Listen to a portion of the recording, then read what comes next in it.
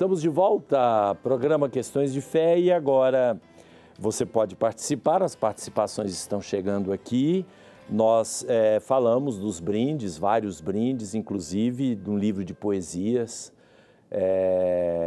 do Jiménez. Esse livro de poesias é muito bom, eu tenho de vez em quando... A poesia, ela alivia a mente, né? Ela te transporta para um mundo mais onírico, digamos assim, mas não deixa de falar da realidade, é muito interessante. Então, as pessoas que quiserem, participem do programa de hoje e também podem adquirir este livro na livraria Leitura do Pátio Savassi, né?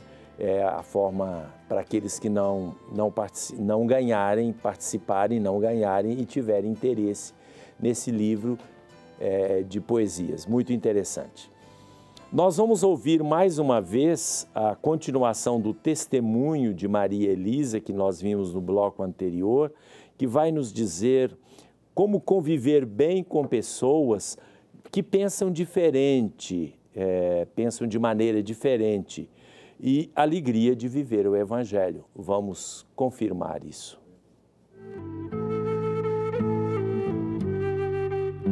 Eu posso partilhar uma experiência que foi feita, não por mim, né?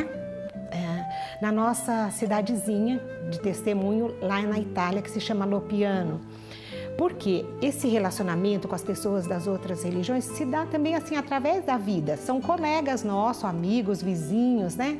Então aconteceu com um jovem lá na Tailândia, tinha um grupo de jovens do movimento que se encontrava e eles fizeram amizade com um jovem budista. E esse jovem, assim, foi se sentindo atraído pelo amor que existia entre eles, porque eles não faziam diferença, né? Queriam o bem daquele ali. E então esse jovem um dia perguntou, mas por que vocês fazem isso? Porque a gente quer viver a fraternidade universal, né? Considera o outro irmão meu, né? Independente do credo que ele professa. Assim que acontece na vida, não é uma coisa, né, programada, nós vamos fazer. Acontece com a vivência do amor. Esse desejo de construir a unidade, construir esses relacionamentos, passa pela cruz. Porque não é fácil, né? Assim, às vezes essa diferença mesmo do outro, a gente não quer aceitar, a gente quer que o outro seja como a gente quer. Então, assim, o Evangelho nos pede, né? Não, morre a você mesmo, né? Morre para deixar o outro vir fora. Como o Papa fala ali na encíclica, a gente tem que se fazer um com o outro. Acolher ele dentro da gente, no máximo possível. Aí a gente vai começar a entender a razão do outro, né? E a gente vai poder construir alguma coisa junto. Então, acho que o Papa está nos dando uma injeção, assim, para a gente realmente viver seriamente. Não é só uma meditação, não, mas se a gente colocar em prática, nós vamos experimentar essa alegria e vamos poder dar esse testemunho muito forte que o mundo está precisando, né? O mundo está muito triste. Ele precisa da alegria mesmo, né? Muito bem. Então, depois disso que ela está falando, né? Então, eu gostaria de perceber exatamente o fato de que ela, de alguma forma, tocou nos pontos que o Papa se refere, que são negativos e que eu lembrei. O individualismo em primeiro lugar. O individualismo nos agentes de pastoral, em primeiro lugar, significa o individualismo religioso mesmo. Alguém fala, como é que pode haver o individualismo religioso quando o mandamento maior de Cristo é o amor? Pois é, isto é o mandamento de Cristo, mas nós podemos usar a religião privadamente, só para um conforto pessoal. É como se eu quisesse Deus só para mim e não fosse aos outros, não levasse isso aos demais, vivesse de forma privatizada a minha experiência de fé. Há uma tendência, e o Papa se refere a isso, há uma tendência nos dias de hoje, de uma experiência de fé mais privatizada. A gente percebe isso pelos cânticos, pela música. É claro que nós compreendemos.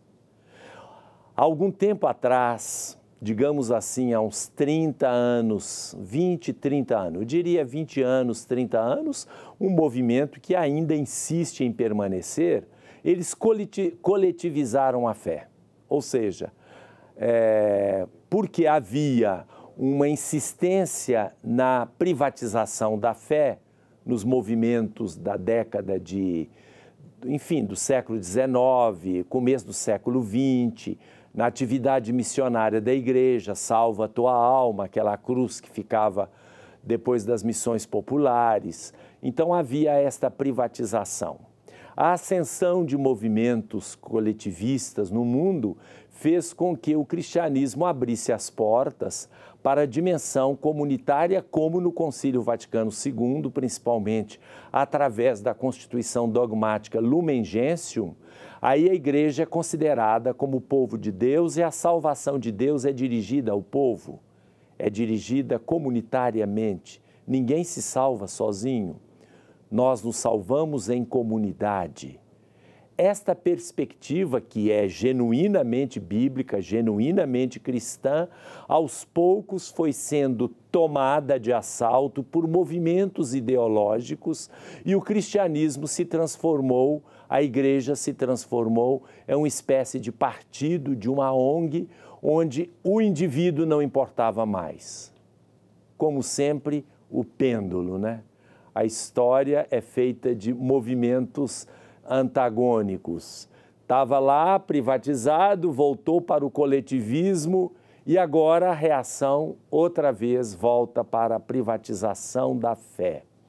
Então, quando, por exemplo, a piedade é expressa em termos muito pessoais, muito individuais, eu e Deus e assim por diante, certos movimentos pentecostais, principalmente em igrejas cristãs que surgem recentemente, que fazem mercado, que fazem pesquisa de mercado para ver as necessidades individuais das pessoas e elas vão à igreja em busca daquela necessidade absolutamente individual, sem nenhum compromisso comunitário, institucional, nem nada, é a privatização da fé, é o individualismo a partir da fonte da própria religião e que depois vai se propagar em todos os setores da vida.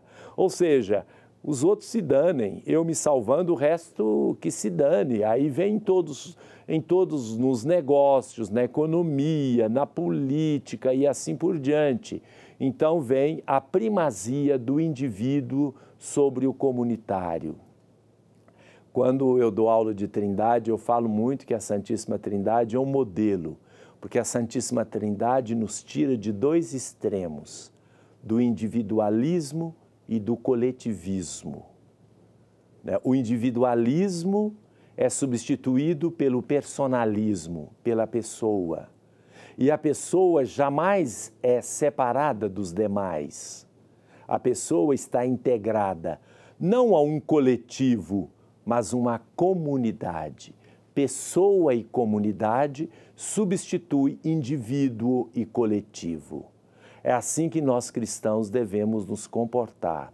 E, portanto, o Papa, quando afirma o individualismo dos agentes de pastoral, ele chama a atenção exatamente para uma formação cristã que leve ao comprometimento comunitário. Uma vez que a exortação apostólica é, acima de tudo, missionária, obviamente que ninguém terá gosto de ser missionário se a sua preocupação é meramente ele próprio ou o meu eu. Então, o pároco na sua paróquia, se ele está bem, se a sua paróquia vai bem, ele não se importa com as demais. Se ele está bem economicamente, afetivamente e assim por diante, então pensa que isso está tudo resolvido. Não, porque há outras pessoas em volta que sofrem, que têm dificuldades. E ele terá resistência em se sacrificar para ir ao encontro dos outros. Esta mentalidade é a mentalidade individualista criticada pelo Papa em relação ao que pode contaminar-nos na nossa relação com o mundo. Voltamos daqui a pouco para falar sobre os outros dois problemas que nós devemos refletir sobre eles a partir da exortação apostólica.